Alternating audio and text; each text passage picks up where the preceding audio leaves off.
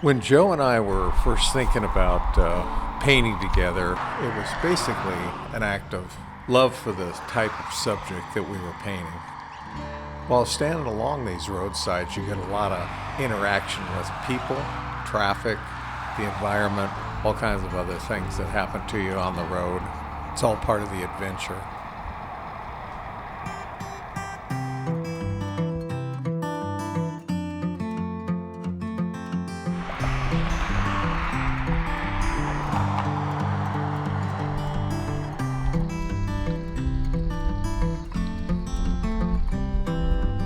What's going to happen with these paintings after we're finished? The original plan was for a touring museum show, talking about the story of America. Rust and Roadsides, a trip to the American dream is the title of the show, because the show was to celebrate the great generation that really built America in the form that we grew up in.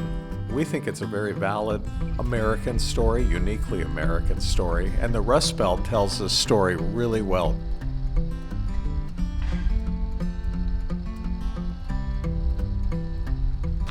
So when you were sitting in your cubicle, Joe, looking at graphic arts, is this what you envisioned that you'd be doing once you became a Here, God's honest truth. My studio, my table looked out on a cornfield in Virginia, and I'd watch the sun come up and hit the corn and hit the trees, and I'd just die a little inside every frickin' day.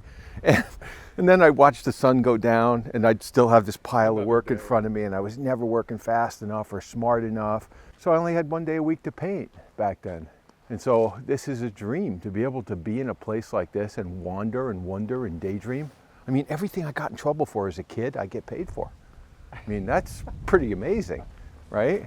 But I don't think if I hadn't had all that time in the cube, I'd appreciate it the same way.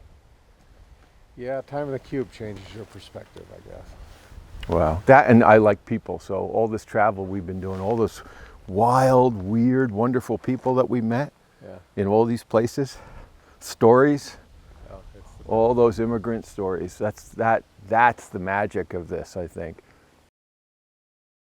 These plants and these communities were the very center of what America became and what it's continued to wrestle with, I guess you'd say, in its identity. And the intersection between what's happening today and what happened then is still evident.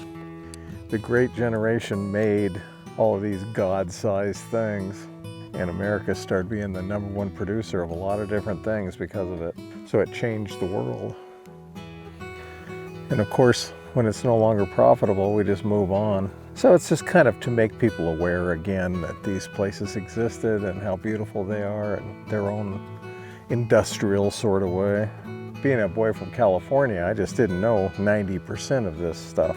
So it's been really cool for me to get a real history lesson. Like, if every kid could come to this history class, they'd know a lot more about their country.